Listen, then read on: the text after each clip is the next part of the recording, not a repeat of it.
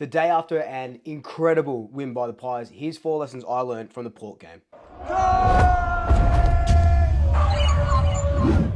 Just quickly before we get into these lessons, if you are new here, please hit that subscribe button, hit that notification bell. I can see that from yesterday's video, I've gained like 30 or something subscribers, so that's amazing. I do want to hit 10,000 before this year is through. So if you could send this to other Collingwood supporters who aren't following me, or if you come from Instagram, please hit the subscribe button. It would mean so much to me. If you are already subscribed, thank you. I love you. If you're already subscribed and you don't have that notification bell turned on, please hit that notification bell. And let's just get into this video now. So there were a lot of lessons that could have been learned from yesterday. I've picked 4, and there's a bit of a bonus one right at the end. But like, look, straight off the top, my first one is that the Pies are back.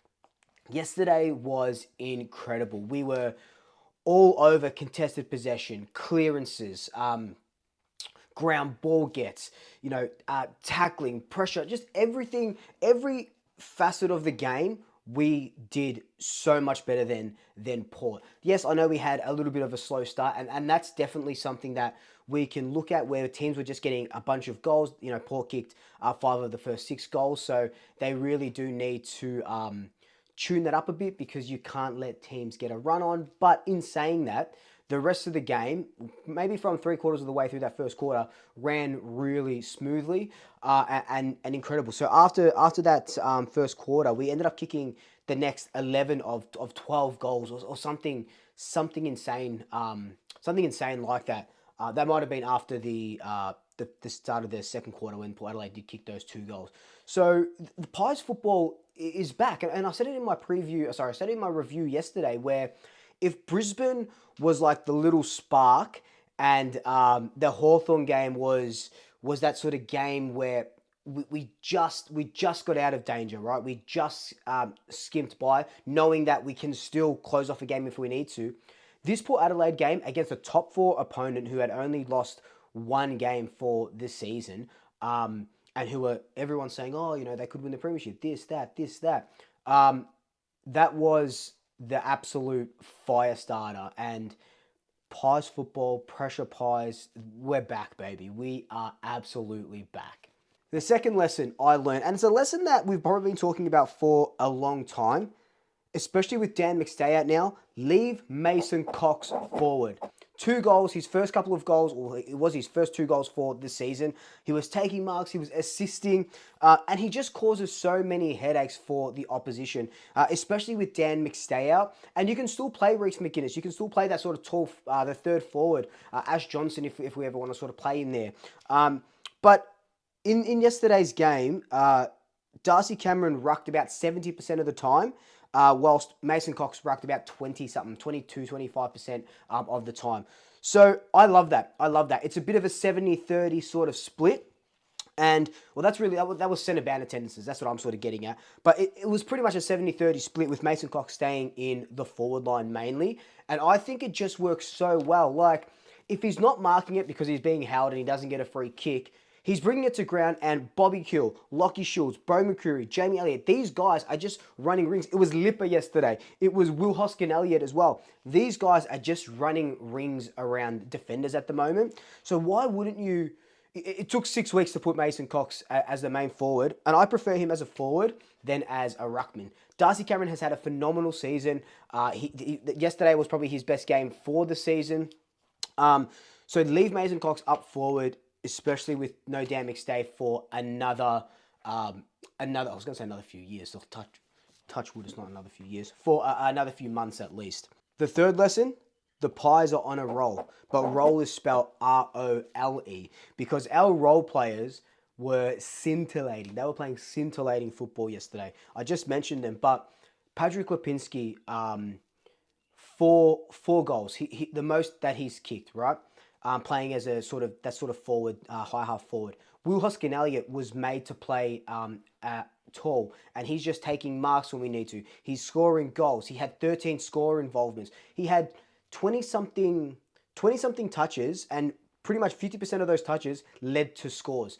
And we know, as Collingwood supporters, We know that players like Will Hoskin-Elliott, Lockie Schultz, Patrick Lipinski, these role players are huge for us, right? We don't win premierships without these role players. But yesterday, it showed that the football world. Hang on a second. They're not just Nick Dacos, Jordan De Goey, Isaac Quain or Penn. They're not just these guys. They're not just the superstars. They are these players that just don't get the plaudits, don't get the credits, but they just do their job in and out and in and out every single week. And, a couple of weeks ago, I talked about Will Hoskin-Elliott being that sort of box-to-box midfielder, like the defensive 50, the forward 50 midfielder that we sort of need to. Craig McRae said he's the Swiss Army knife. I reckon I've called him the Swiss Army knife or a jack of all trades once. But Will Hoskin-Elliott just showed the football again why he was taken so high in the draft, because I'm pretty sure the Giants took him at like pick 4 or something.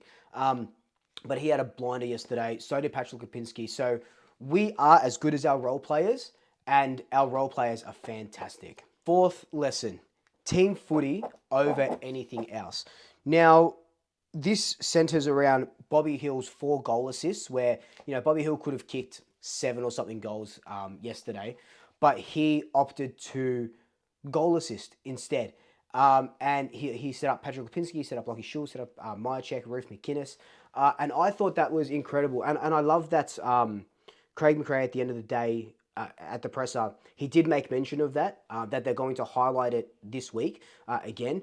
But Craig McRae said, the goals are our goals. They're team goals. And yes, the individual obviously kicks them, but they are team goals, and people are celebrating not only kicking the goal, but they're celebrating the guy who's giving the assist. They're celebrating Bobby Hill. And it's just unselfish football. And you can pad your stats. You can kick 8 goals in a game. And that's incredible. If you're doing that, incredible, right? Good on you. But I personally love what I'm seeing. Sometimes it's a little bit too unselfish. And, I think Bobby Hill dodged a couple of players, went to give it off, and then he got tackled out of bounds or whatever it was. So sometimes it's too unselfish, but more often than not, it was really, really good. And you just have to check the flip side to that was when in the last quarter where the Port had a little bit of steam, Willie Rioli had a snap from about 30 metres with, I can't remember who it was, maybe it was Todd Marshall in the goal square, where he could have just handballed over the top, and Todd Marshall could have kicked an easy goal. They would have got a couple of goals in a row. They would have got Port rolling in that fourth quarter. Rioli chose to snap it, not under pressure, snap it, totally miss, because he hadn't had a really good game. And I can understand where he's coming from, but I can guarantee you if that's Bobby, that's someone else, they're handballing over the top to the guy in the empty goal square and kicking a certain goal. And that just shows you where the two teams were yesterday, and it was incredible to watch from us. But my bonus lesson is that we are still the comeback kings. We had about a 70... The Pies said 74-point turnaround. At the end of the first quarter, I calculated it was about 59 points turnaround from the end of the first quarter, but we were down by 30 points at one stage. So then 30 points and then 40 points at the end, 70 points, right? We are still the comeback kings. I wish we'd done that earlier in the season, but we just weren't firing earlier in the season. We are firing now. And, the Hawthorn game showed us that we can shut down teams. This showed us that, okay, maybe teams can start being scared of us again. I mentioned it last week where teams just weren't scared of us. Maybe they can start fearing this Collingwood machine, because we are back. The pressure is off the charts at the moment. We're going to have a big test coming up against Essendon on Thursday, on Anzac Day, and then Carlton the next week. We've got a really big 2 weeks. We're going to really have to dig in. But this was a very good start. This is hopefully a really good snowballing effect, and we just take this through to the rest of the season.